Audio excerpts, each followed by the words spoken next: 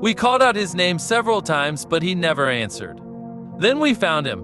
It was horrible. There was blood everywhere. Oh God. Mike was attached to a tree with a stick that had been jammed through his open mouth and went through his skull and into the tree trunk. Oh my God. Oh my God! His eyes still had a look of complete terror in them. Oh my God. His entire torso had been completely ripped open, revealing his intestines, lungs, and heart. His guts had been spilled all over the ground beneath him. Oh God. Oh Jesus. The yell went on and on for almost 10 seconds. And the worst part was that it sounded close. Its face seemed human-shaped but bigger. Then it leaped forward. It put down on his head and it was over. Then it grabbed Brittany. It stood up on all fours and lifted her over its head. It ripped her in half as she cried for help. Me, Anna, George, and Philip. Welcome to Horror Stories Animation. Yes. Welcome. Ever since I was a young boy, I loved the great outdoors. I would hunt and fish and hike, or occasionally just sit down and bask in the glory of nature. So this started when me and a few of my friends decided to go on a camping trip. I thought, absolutely, I'm not the type of person that would turn down a camping trip. So we packed our things, filled up a small ice chest, and me and 6 of my friends, Mike, Anna, Joey, Philip, Brittany, and George, hiked out deep in the wilderness with the intention of spending a few days out there. Things did not go as planned. So we began our hike into the forest, and it was rather uneventful. We parked our cars in a small town and headed out. The forest was beautiful. The sunlight shone through the leaves to where you could see the veins in great detail. Enormous vertical cliffs rose up in the distance right in front of an enormous mountain range. We passed several crystal clear rivers and vast lakes on our journey. When we finally reached our destination, we dropped our bags, set up our tents, and lit a campfire. It was late in the afternoon when we had arrived. We just hung out for the rest of the day. Eventually the sun went down. There were too many stars to count in the sky, and there was no moon. We ate some s'mores and drank quite a bit. One of my friends, Mike, went out away from the camp to get some firewood. We continued just fooling around by the campfire. About 20 minutes passed and Mike still hadn't come back. Anna, another friend, decided we ought to go look for him. Joey cracked a joke about he had probably just passed out from the beer. Me, Joey, and Anna walked off into the forest. We called out his name several times, but he never answered. Then we found him.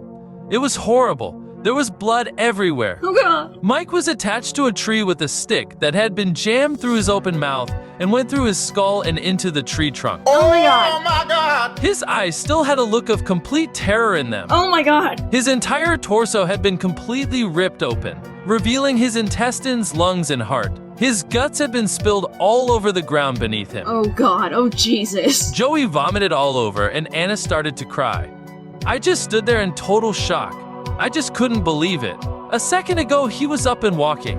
And now, we ran back to the camp and told the others about Mike and how we needed to get the f*** out of here. At first, they didn't believe us, but after much talking, they came around. We just grabbed a few things that we could carry easily and left the rest of our things, including the tents. We began our trek back to the town. We were guided only by the light of our flashlights. Philip called and told them what had happened. Unfortunately, we were deep in the woods, so they weren't going to be able to get anyone out here for a while.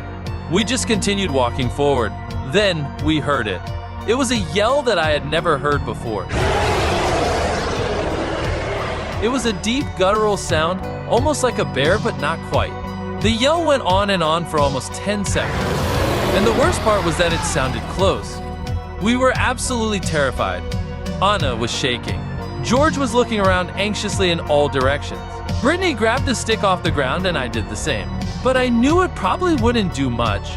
We walked forward at a pretty rapid pace. We were desperate now. We had to reach the town. There was not a single noise in the forest. No birds, animals, or bugs.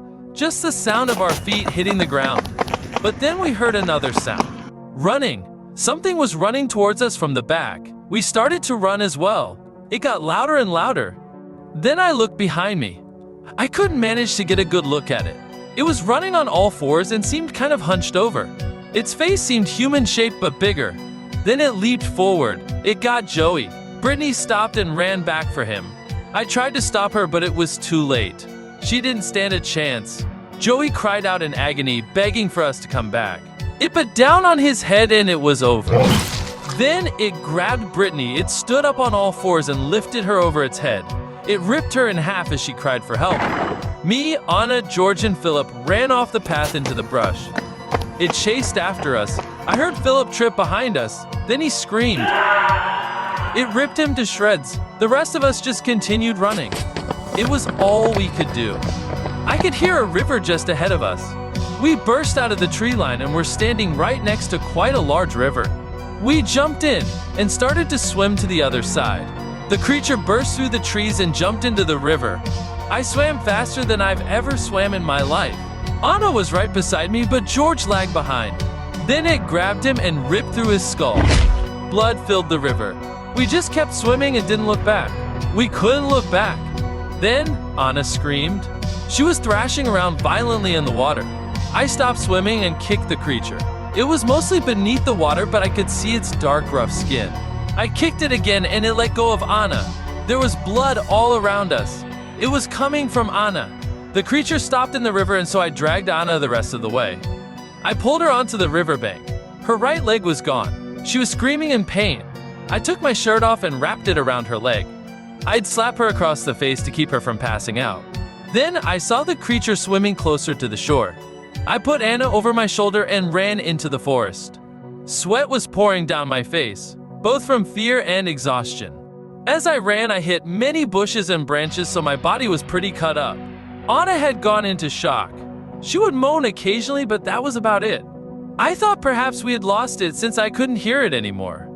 I ran out of the forest and into an open field.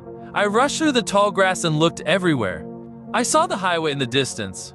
Then I saw it, and this time I got a clear look. It was standing upright, but it still had a hunched over back. It was humanoid shaped and had jet black leathery skin. It was rough and cracked looking. It was highly muscular. It had long talons jetting off from its fingers. It had 2 bright white eyes. They were glowing with pure light. It had 3 holes above its mouth, which I assume must be its nose. Its mouth was enormous, and I don't think it was capable of closing it. The size of the teeth varied considerably from large to small, but they were all sharp. It started to run towards me. I ran as fast as I could to the highway, but it was gaining speed. I tried to outrun it, but I couldn't with Anna on my back. But to be quite honest, I probably wouldn't have been able to outrun it anyways. It pounced on us and tore through Anna. She was dead within seconds. I curled up into a ball and braced myself. I could feel my body getting ripped to shreds, my skin getting ripped off my body. It was absolutely excruciating. Its talons sliced through my face and ripped out one of my eyes. I had never been in this much pain before in my life.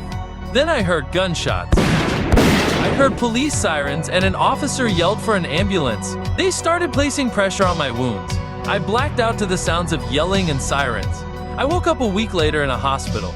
I was covered in bandages and I was hooked up to a machine. I had hoses going into my nose. The nurse told me I was lucky to be alive. She said I had an enormous number of stitches and a few surgeries. She said I would live, but I would never be able to see out of my left eye. Later on, I got a better look at myself. I was totally unrecognizable. Long and deep scars covered my face and body. I looked terrible. I lost all of my friends in that forest. There were several attempts to find the creature, but all of them failed. To my knowledge, there were no more sightings of it. I never went camping ever again after that night.